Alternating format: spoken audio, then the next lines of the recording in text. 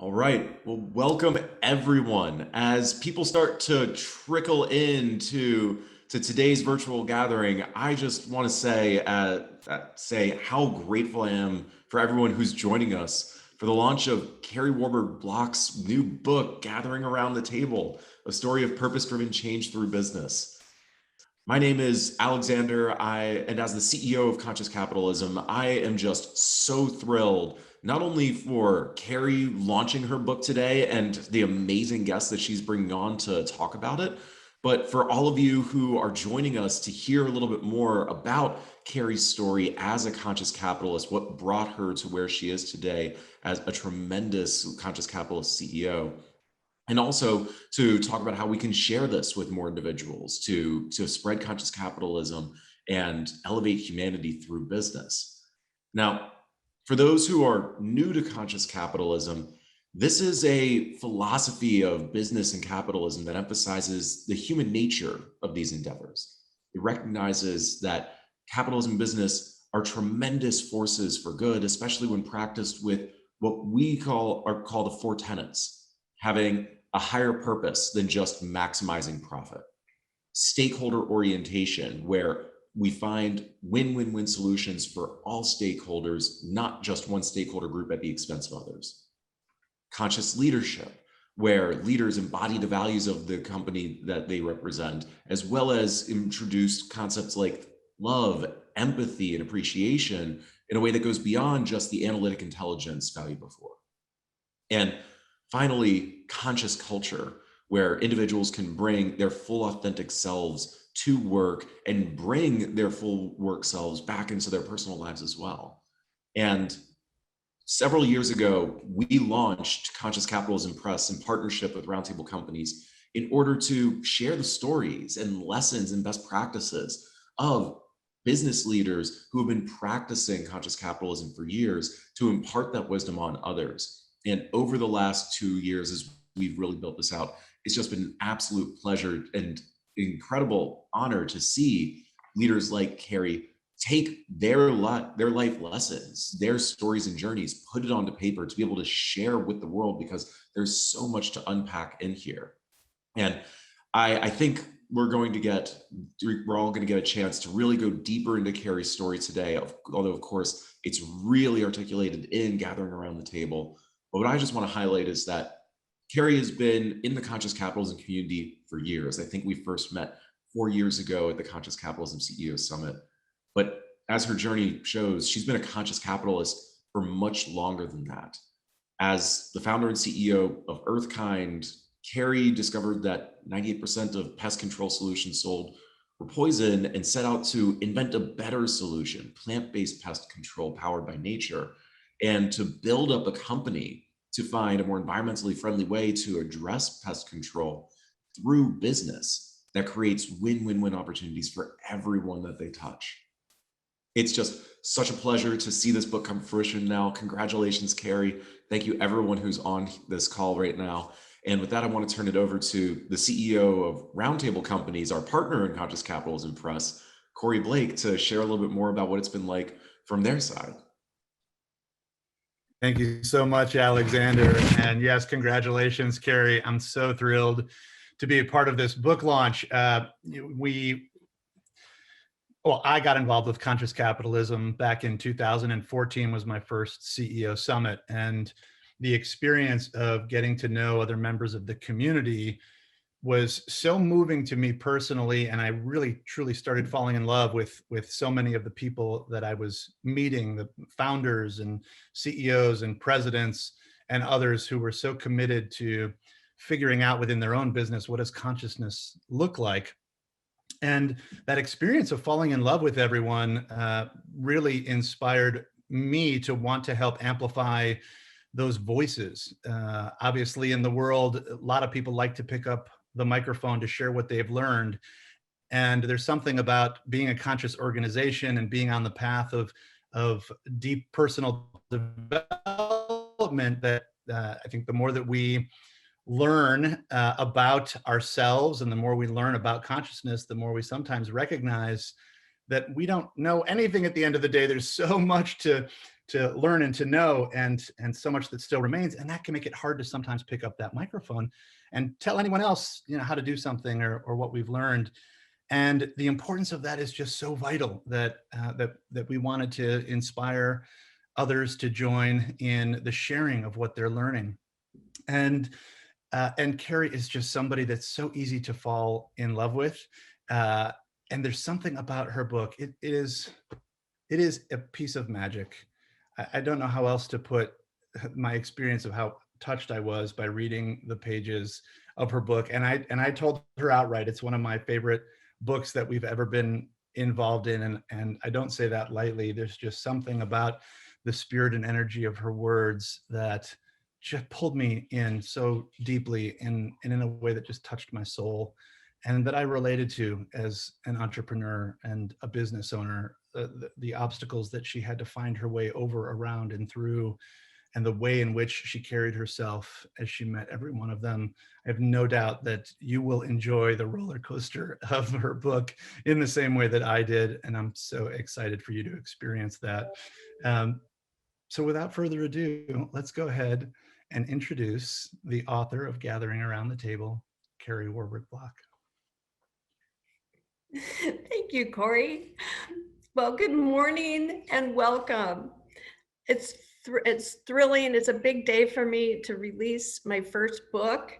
I'm excited about this, and this is a great way to launch this baby into the world. When I built my business, Earthkind, it was really important to find the people that aligned with a really big vision.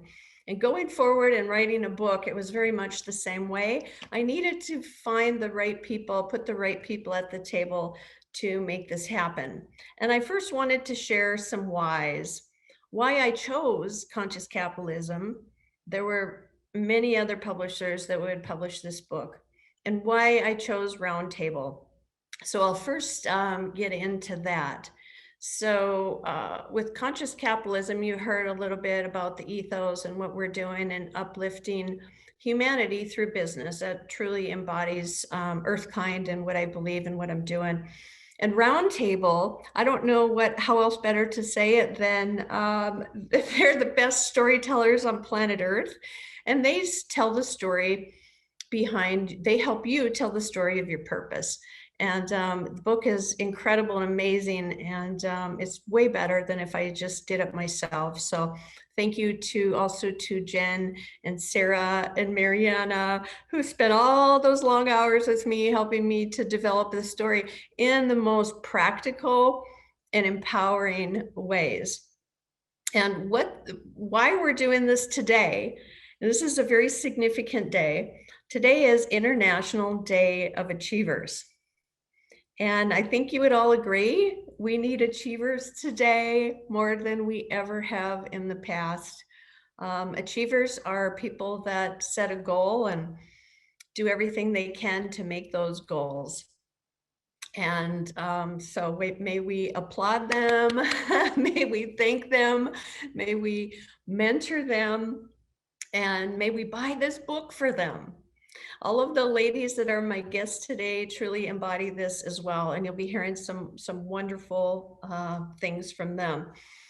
I'd like to also thank the organizers behind the scenes. These are the achievers that don't always get the credit because they're not in front, but thank you to them. Thank you to University of Mary, alma mater, for the students that helped me learn many of the stories and share these stories as I went in and talked to different classes. Also, thank you to my husband and twin flame, which you can read about in one of the chapters. Behind every entrepreneur there's usually somebody there that's really serving and growing them. And you'll hear from one of those today with Patty and her story. It's pretty amazing. And then Lady Grandma, I've dedicated my book to Lady Grandma. So this woman right here is everything to me. She saved me from jumping off the cliff many times in my life, and the story is kind of a roller coaster, but Lady Grandma comes from a bloodline of founding fathers. Lady Grandma founded a city. Lady Grandma helped get a whole community through the Depression in the 30s. Lady Grandma wore a dress and proved that you could be a woman and still be empowered and help a lot of people. She did this when it wasn't popular. She also cultivated my love for nature, which you'll hear a lot about in the book. So I'm so excited to dedicate that to her. Now, lastly, let me share why I wrote the book. I started my first real business with real employees when I was about 19, delivering balloon bouquets and singing telegrams. And I thought, I want to send joy into the world.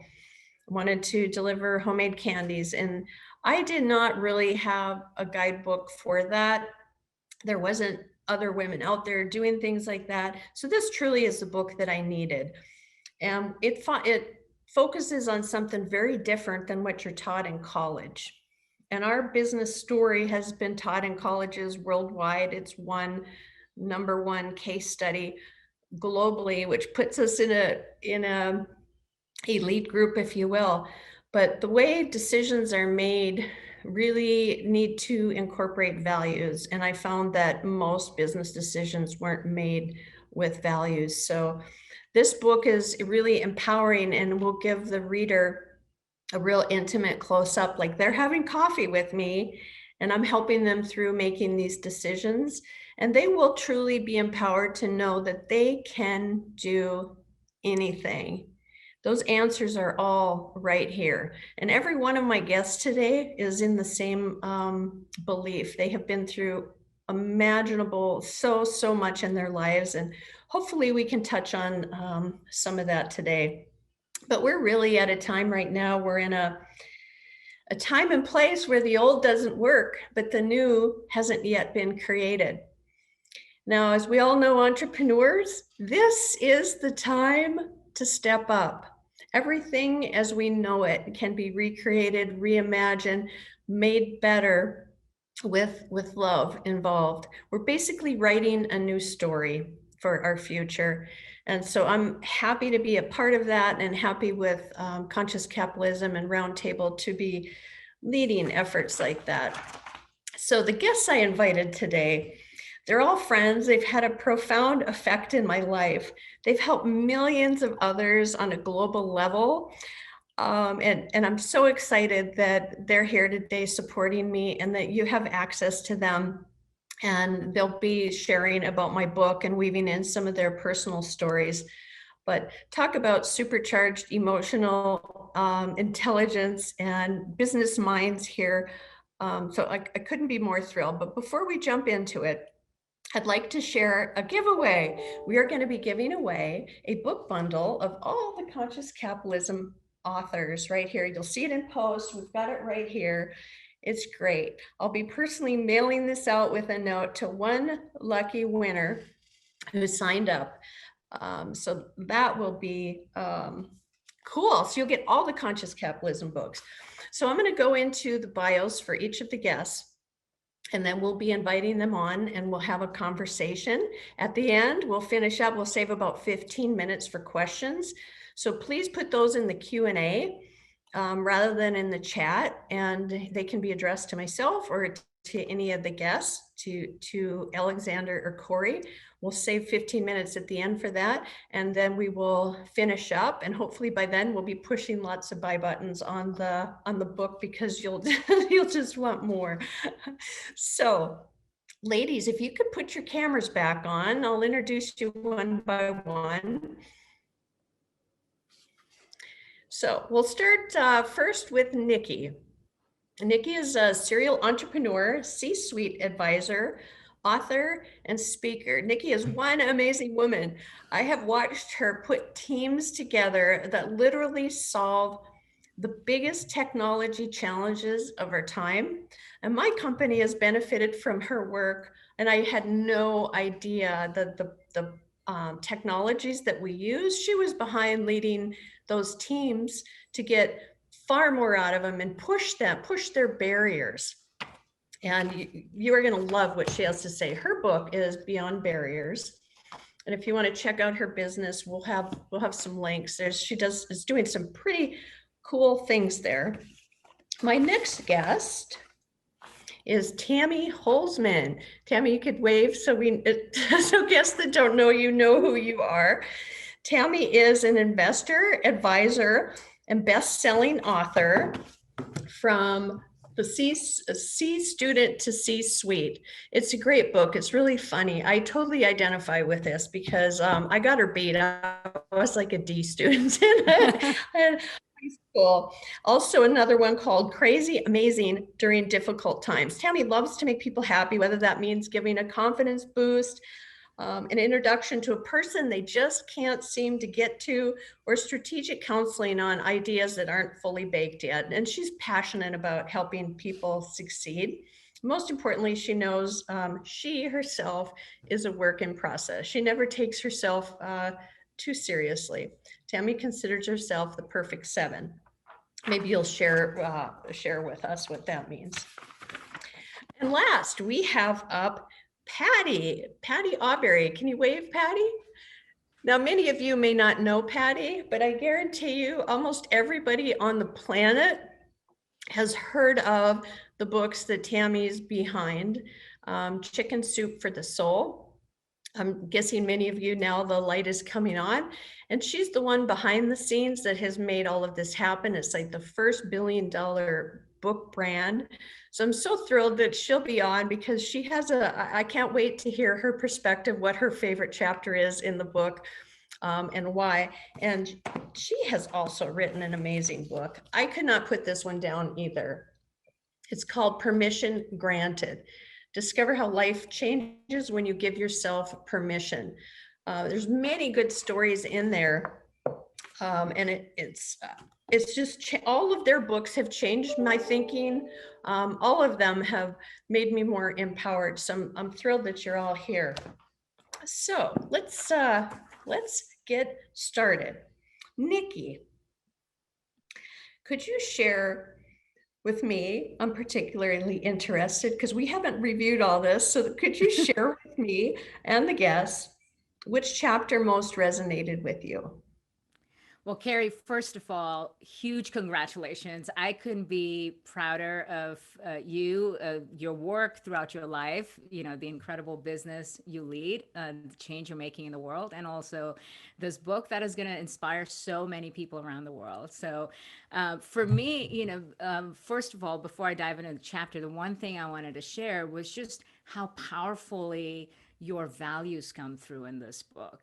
And, what I took away was the power of kindness and compassion and humility and faith that has guided your journey throughout. And things that I learned, even being friends, you discover new things about the people you're close to. And it was incredible to just learn about your life lesson.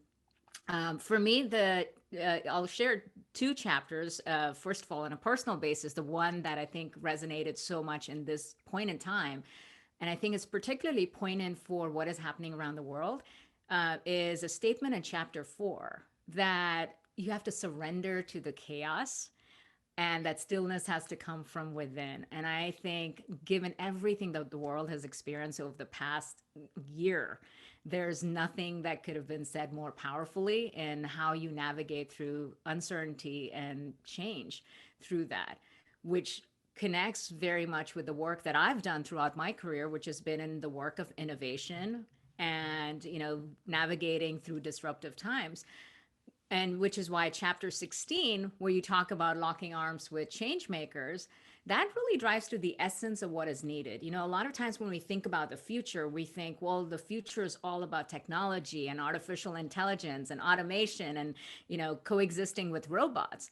But guess what? The thing that will set you apart in the midst of all of that technology is your humanity. That's what will set you apart. Your ability to have, tap into your creativity, your compassion, collaboration, and, gathering around the table and locking arms with change makers, because that diversity of thought, the kind of values driven business decisions that you make are really what are going to open up doors for the kind of world we want to live in. And I think that's what you've really captured in chapter 16. I thought even the example of the idea of the fisherman was so fantastic. It couldn't have been a more brilliant solution. But that's exactly the kind of thinking and new ideas and diversity of thought that we need in order to create the world we really want to live in the future. Well, thank you.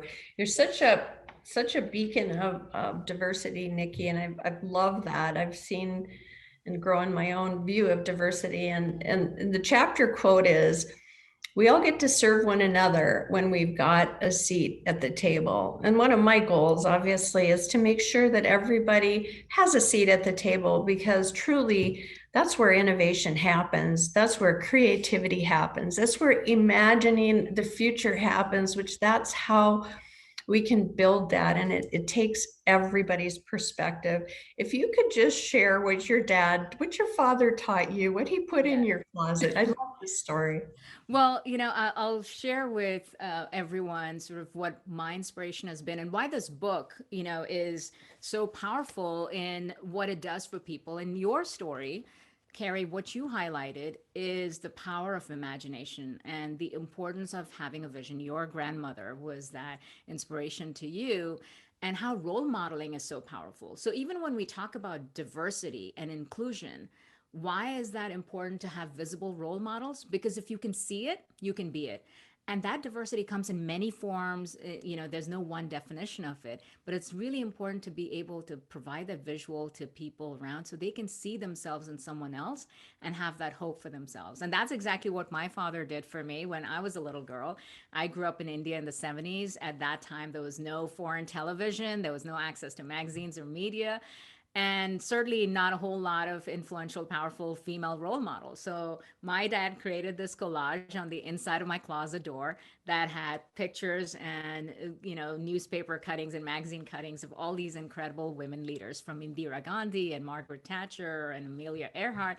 And in the center of that collage, he sketched out my face and wrote my name. And he never said a word about it to me. He didn't say, "I want you to grow up to be like them." He just kept adding to those pictures. And so every day I would open my closet door and I would look at that, and I believe that they're my friends, that I was gathering around the table with them, and that I could be just like them, and much like their lives and their vision, that life was about impact and contribution and continuous growth. And that's essentially what was imprinted in my mind from a young age. And that's really the path that I followed.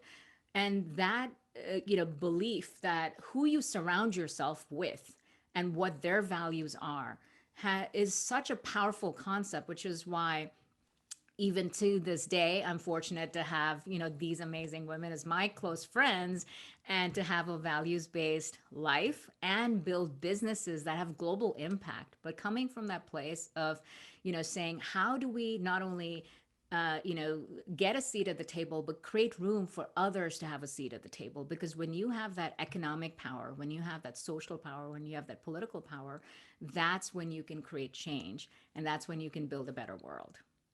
Oh, so well said, Nikki. And for the people listening, when I've been at events where Nikki speaks and tell this story, you cannot believe how many dozens and hundreds of men go home and do this very same thing for their little girls. It's very, very, very powerful. So thank you. Thank you for sharing. And that brings us, this is a good introduction to Tammy, because Tammy has this BFF, and I'd love for you to talk about that a little bit, what that is, best friends forever, because it's a different twist on what we would normally think. So before you share that, Tammy, could you share what your favorite chapter was and what you most identified with? I just want to start building off, Nikki. Everything you said, I agree with, and it was so well put. And Kari, what you led with, and why you wrote the book, and your resilience and determination is so inspiring. I couldn't put the book down, and it just kept on evolving. How you were changing the life for others, and what really resonated with me early on was the early chapters, and what I thought was such a big gift. So I'm going to really focus on chapter 2. What I thought was such an amazing gift that you had, and I mean, a little bit of envy. You found your purpose so early in life, and sometimes I feel lost still today with my purpose, and I have to do a recheck. What is my purpose? And the fact that you found it so early in life with the shampoo, in the story, Kari wants to look like these perfect blondes that are in the commercials, and she saves up to get this special shampoo only to realize it burns her skin, and it starts her journey of making better products that are natural. And the fact that you didn't want to use plastic plates, and all these different examples that you found to be a conscious consumer at the age of 8 years old, and what a gift you had that only continued to evolve. So that was unbelievably beautiful. I resonate with chapter 2 because we have a lot in common as far as really struggling in school. And I always say, C students fight harder.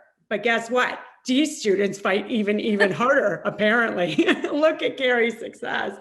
So, I felt just so much in common. The chapter is called Little Old Hustler. And I always said I had the Holzman hustle.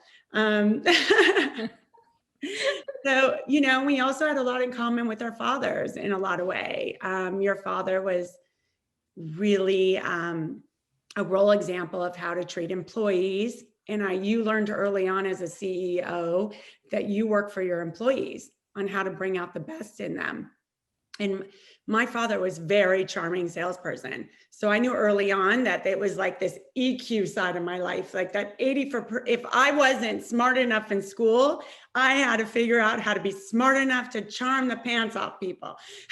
So, that really helped, seeing a salesman that was able to charm people early on, like you and your father. You wanted me to talk about BFFs. Yes, absolutely. Okay. So I feel really fortunate that I find a real crossover between business and my personal life. And I know people say that business, it's not personal. And I'm like, what? It's really personal. If you don't care about your clients, Kari cares about her clients. And business is personal because we want to be able to change people's lives. At least my girlfriends at this table do. And so the fact is, it's very personal. And when I meet people in business I call them my business friends forever. They are my BFFs. They're actually quite stuck with me. So, that's how that goes. But it's, you have to, and I see Kari is a full example throughout her book, that your relationships and how you treat people are forever. Because, a deal might fall apart in the moment, but you may need them later in life. And your who you are is forever. And one thing that really resonates, with Kari, and, Nikki did touch on it, that she leads with kindness. And, she's got this motto, lift your spirit to the kinder earth and destiny will knock. And I thought about that a lot because we had different paths, right? You're doing conscious capitalism. I know I'm giving back to female founders and doing things that have social impact, but I started to think about being kinder. And I know that works. And it works for you, and it works for everyone that's watching here if you lead with kindness, because that's the core of EQ, that you care about people. And that will come back to you, being empathetic and being a good leader. And it's quite astonishing how this shows. Your resilience is on another level. And I don't even know how you balanced so much. And you might not have excelled in school, but you sure excelled in life. Thank you. One of my favorite quotes from your book, Tammy, is, and it truly embodies you: be a caretaker and smother those around you with love. And it's so true from, the first time I met you at the Destiny training with Scott. and you walked in and you were full of love, and we're trying to whip you into shape of being the speaker, and you're like, no, I'm not changing who I am. This is what works. And Scott and Dallas are watching today, so hello to you. I started with my right intro today. Is there anything else you'd Yeah, like I know you asked about the perfect seven, so I don't want to leave people hanging and all. I do have a theory that, well, I know I'm a perfect seven. I know I'm a work in progress. I know I'm better than average, but there's always room for improvement. I don't want to be a 10. There's nowhere to go but down. So know that we're always learning. And it's the scars that drive us to succeed. Our perfections lead us to fail. And that really resonates throughout your book, that your adversity really, really drove you. I have so many more things to say about the book if and when we get to that group discussion.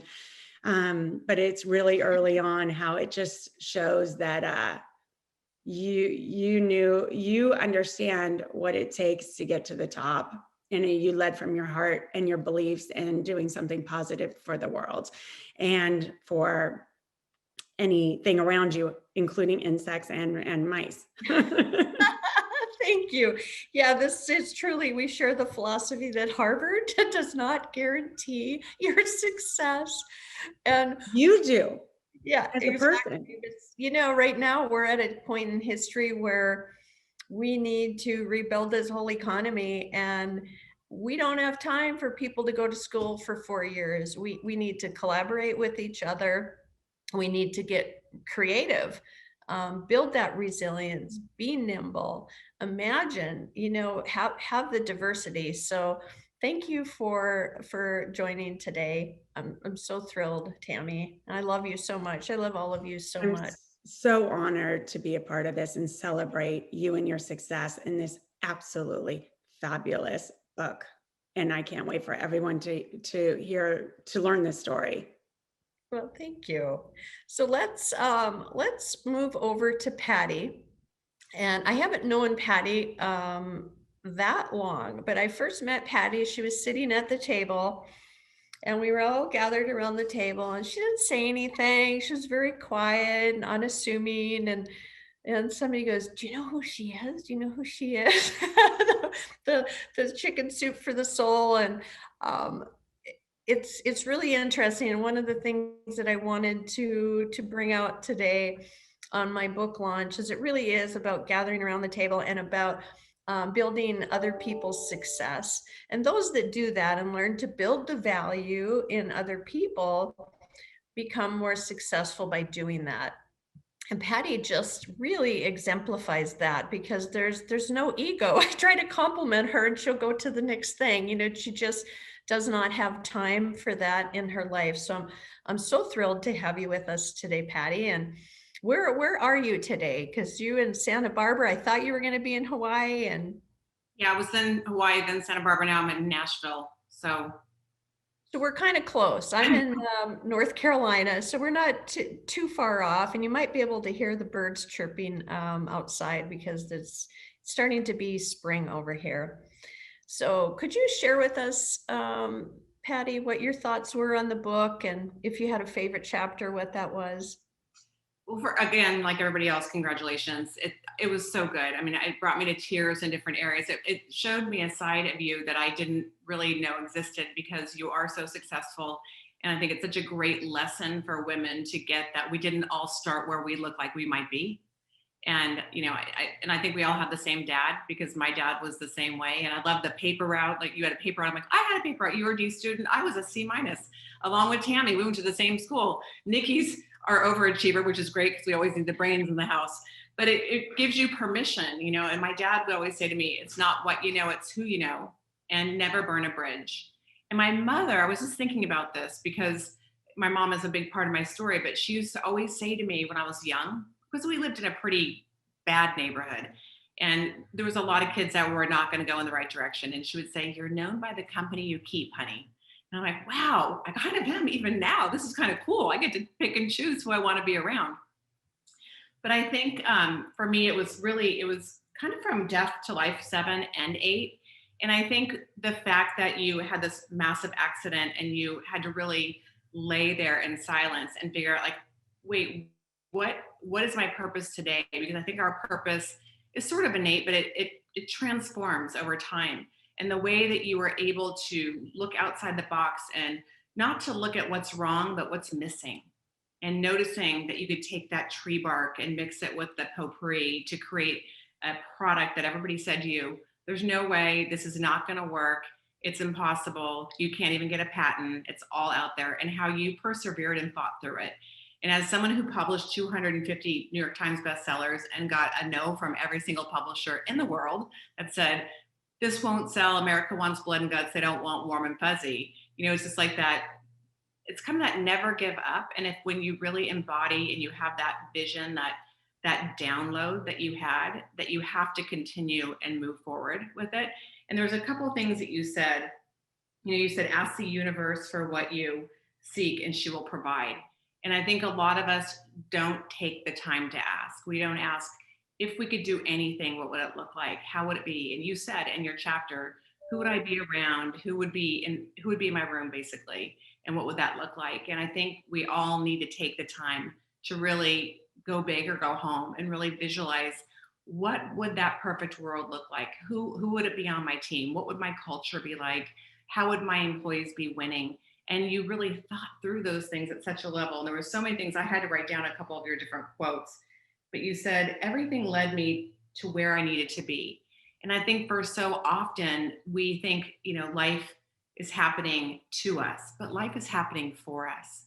And so when you were able to really look at that and see like, okay, this is obviously this door is closing, and you said, and there's another door that's opening. And so instead of spending a bunch of time in that space of being a victim, it's like, all right, so what is next? And keep your eyes open. And that I felt, I mean, I have to remind myself of that every single day. I have a friend who says, you know, every time that door closes, you're like a mole. You dig a hole to get back into that dark room. It's time to move on, girl. You know, so it's like, because change is scary. But you really did do the whole butterfly. You really were the caterpillar, and you really did come out. And the next thing I felt that was really interesting was that you said, I felt like I was being called from within to become the entrepreneurial first responder I needed to be. And I was like, oh my gosh, that is so amazing, because we're all first responders, whether it be our own tribe, or it be an organization, or it be something in the political world today, or whatever that might be. But if we don't take on that responsibility to become that leader, to step into who we are supposed to become, a lot of us, we don't see ourselves as being there yet. And I hear so often from women, when I get there, I'll do. I'm like, but you already are there. You just have to see yourself there. And when you see yourself there and step into that, then you become the light for all these other women who are wondering, who is that? Nikki referenced that earlier. I love that story about her dad. I wish I had done that for my kids when they were 5. And I created Dream Big vision boards, infomercials and all. I didn't even think about that, Nikki. So good for your dad. But the other thing I really liked too was when you said my only option was to start where I was planted. And I think for a lot of women especially, they think, oh, I want to leave this job. I hate it. I need to go do something totally different. But it's always interesting for me to say, well, just check yourself at the door for a second. Look around the room. Who's already in your backyard or on your front porch? You just have to show up as that other version of you to make that change. And so you did that on every level. And the last thing I want to say that I thought was amazing, I mean, I thought the whole thing was amazing. So I could, like Tammy said, I could go on for eons. As I leaned into freedom, you know, I earned more of it. And where there's a will, there's a way. And I think it is so true that we have to lean into whatever that looks like. And it will feel uncomfortable, and it will feel like we're an imposter, and it will feel awkward. And then one day we wake up and it's not.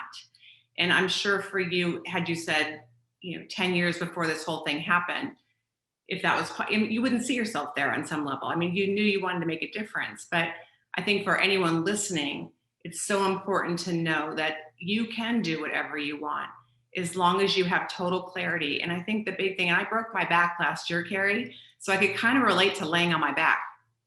And it was really interesting because I was forced to slow down. I had said to my mother the night before I went to bed, my life is so crazy right now. What would you tell me? And I know she said, I'd kick you in the butt, only she'd use different words. And I got up that night to go to the bathroom and I slipped. My feet just went out from underneath me and I was flat on my back. And I was like, okay, you didn't have to get that drastic on me, but all right, I got the message. And so, and so all of these things have just been so interesting how they've come together. I'm so proud of you. And I love this group. It's so ironic how we all came together in a workshop where we're all crazy and a hot mess and a good mess and brains, and there was no judgment, and we're a very good example of what it looks like when you're really into that space of love and collaboration and community. And as the person that I am, and as much as you say, oh yeah, she was the chicken soup lady, I was. But I was still hiding behind two guys. And as much as I ran the business and I was the mediator between the publisher and everything else, and I edited all the books and did all that, I still felt as though I didn't own that piece of myself. And for a lot of you know, my mother was dying and she said on her deathbed, literally on her deathbed, promise me you will not hide behind that man. I did not raise a daughter to be invisible. And it's time for you to speak up and show up and be seen. And that's really what forced me into the whole permission granted and on this path of stepping out from behind the business side, which I was tired of, really. I didn't want to be the CEO and the admin strategist. I wanted to share my mission and my vision. And so for you, it sort of took you to have that accident. For me, it took for my mom to pass away. And my wishes for any of these listeners, if you're always wondering like, well, what's your one piece of advice? It would be start sooner.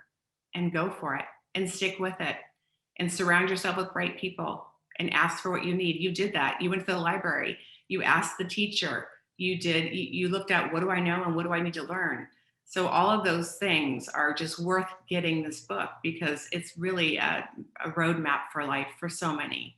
So thank you for doing it and being brave enough to do it.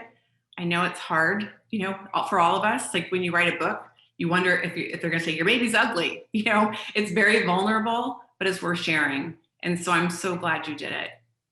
Thank you so much. Appreciate that. My favorite quote from your book, the first one, from Ian. How do you say that? Ian Levinson. Yeah, you are pre-approved, which is such a big lesson to learn. And I learned that when I was on my back after I died and I had to think about things. And the other thing most achievers don't really get, it's not about what you get done, it's about what you become. Mm-hmm. That truly is the gift that you get through achievement and setting goals. So that is great. And that brings us up on the money to 11:45, where we start to answer some questions. Andrew? Like we're in Hollywood Squares. You can't the answer to everything. You can't have the answer to everything. Well, we're going to find out because we've got a lot of questions that have been coming in. Thank you for this rich conversation and dialogue. And I want to just start with a question from an anonymous attendee to you, Kari, but then I guess also to everyone else. Kari, what's the biggest lesson you're hoping that readers will take away from this book? And to everyone else, what's the biggest lesson you took away from reading the book? You can do it. Yes, you can.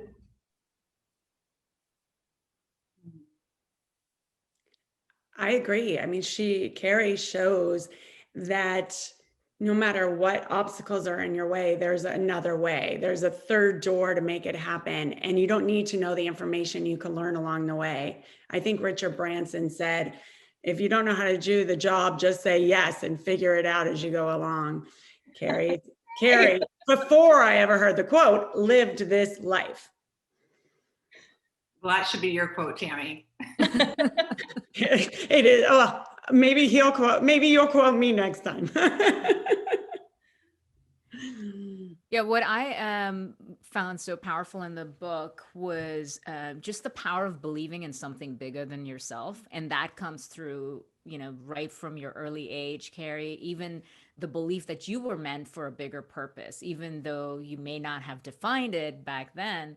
But that belief in something bigger than yourself, that's the vision that pulls you forward. I mean, it lifts you up, it gives you the energy, the motivation to figure out the solution. But that coupled with your innate optimism, I mean, the power of optimism is so important because, gosh, you could not have encountered more obstacles and setbacks and challenges, personal, professional, and otherwise, and even physical health challenges, right? Mhm. So the optimism to see something, to see the light through all of that, and then finally the grit and the resilience to just overcome challenge after challenge. And I think that, in a nutshell, really is the secret to living a great life and building a great business. And when you do that with a community that you share those values with, it makes everything so much more fulfilling. Amen. Right. Like your purpose is more important than your fear.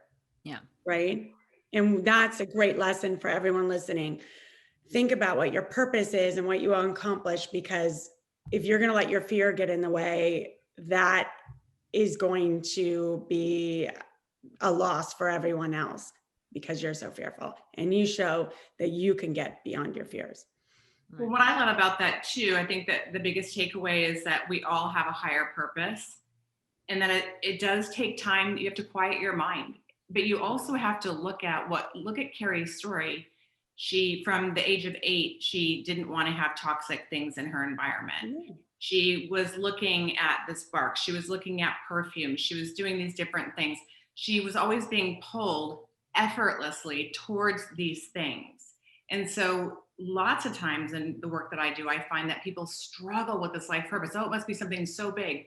What if it's the 2 things that you do effortlessly, which is what it was for you? It was your life. And so it's really about taking what you love to do, what your unique abilities are, and then figuring out how to monetize those and just back into that and build a business around it. No one else has to have already done it necessarily. I used to get in trouble in school. I was a horrible student. I went to Catholic school. I got, C's and D's. Today I get paid a lot of money to daydream. And that was my unique ability. Who knew? So don't take on a story that because you're not fitting in a certain box, that you're not good enough. It's really about how do you take that and design a life that works around you. And so that, I think, is huge. And so many people overthink it. Patty, I want to build on something you shared earlier. Patty, you said, life is happening for you when you think of it that way. And, reading Kari's book, the other thing that comes through is life is happening as you. How you show up in, through every circumstance is really the experience that your life becomes, and the power and ability to show up powerfully, in that exact thing, in each of us, believing in the perfection of our own design and being able to apply it for a greater good. That's extremely liberating because you're not trying to fix something. You're not trying to wait for a better, perfect future. You're just showing up. Yeah. I got to say something on this. It didn't make it very easy on my parents when they set down a plastic plate and a pork chop when I was a little kid. And I said, I can't eat off plastic. It has the wrong energy. I need this is a little kid. And I'd ask, where did this pork come from? Who grew this pork? I don't know if I want to eat this pork. And so I started flirting with earth-kind ways as a child. And I wish I'd have known earlier that I could have just done it like kids nowadays. They're doing it. They're starting businesses. They're transforming things in their communities in very earth-friendly ways by showing up positive and happy and not spreading fear that the planet is in doom and we're all going to die.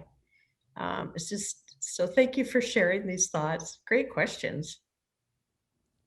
And I want to combine 2 questions together here because they fit nicely with each other next. One of our participants asks, what's your best piece of advice for aspiring and new entrepreneurs just starting out? And I want to pair that with a question from Trish, who's asking for any advice for seasoned, say 50 years plus career women who want to support and uplift young women entrepreneurs that are just beginning their career paths. So what advice would you have both for the budding entrepreneurs and for others who are experienced and want to support them? Well, I'll go first on this. I share with entrepreneurs when I sit down and they know they want to have a business and they know that, they've excelled in sports in all kinds of ways. And I ask them to find their pain. What pains them in the world that they can absolutely not go to their grave until they address it. If it's plates made out of plastic, you can create an empire creating plates that people want to eat from. But on the flip side, if you walk into that pain, on the flip side, you get incredible joy from it. And the universe does start bringing you more when you have that right vibration, right? You eat off the right plates and you sit with the right people.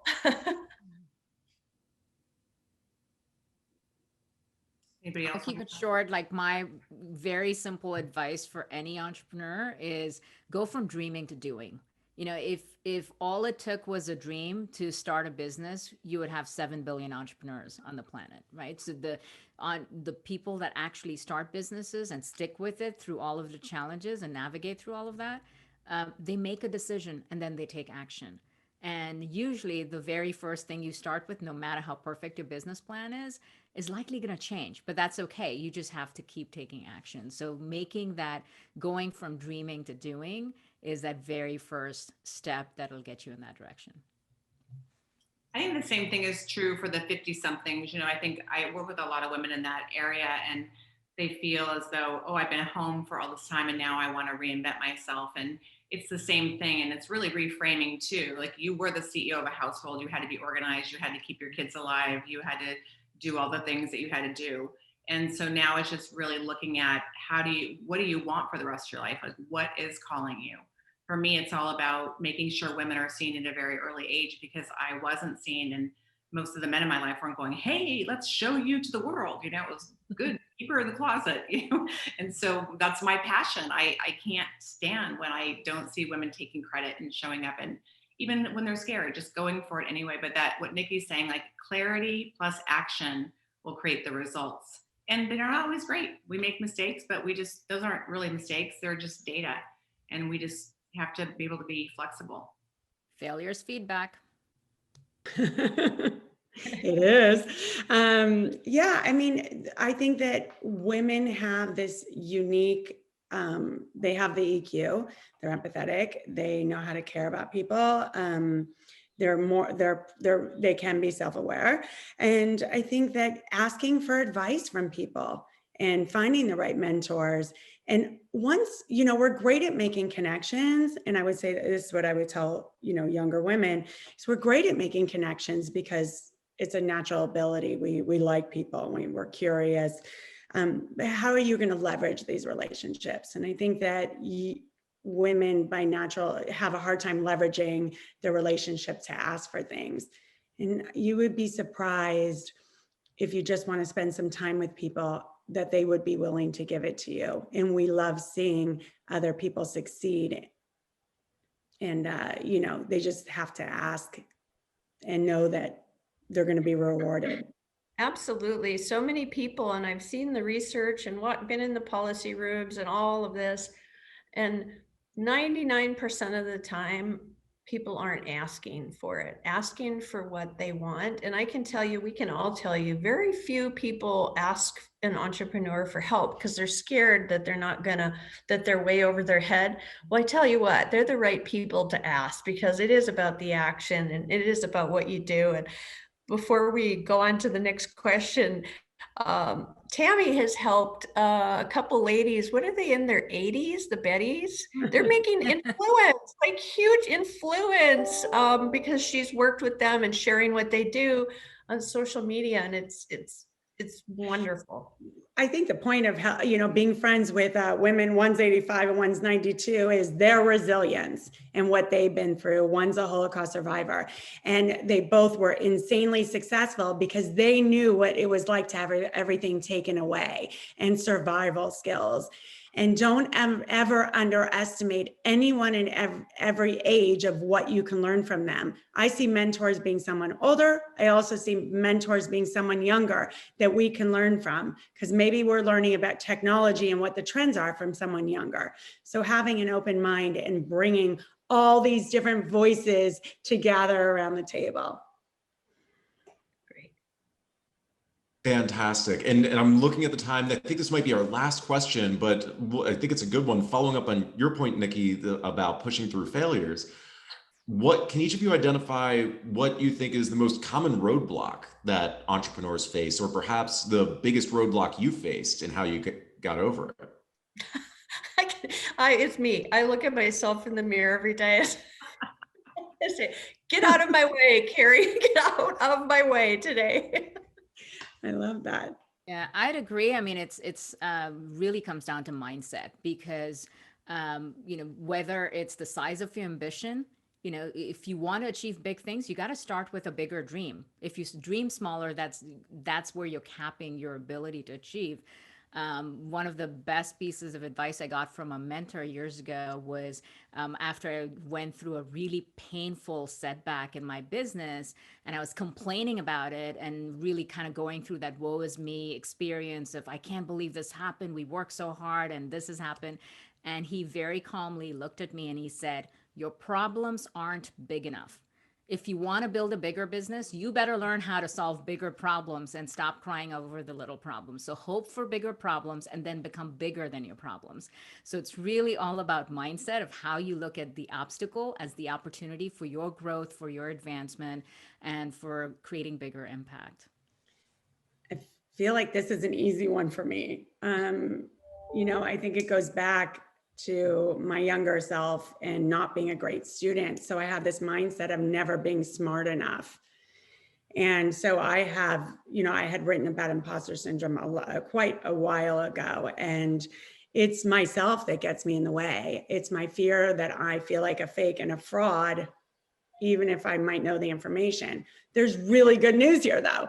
I mean, 70% of successful people have imposter syndrome, and it really drives you to succeed.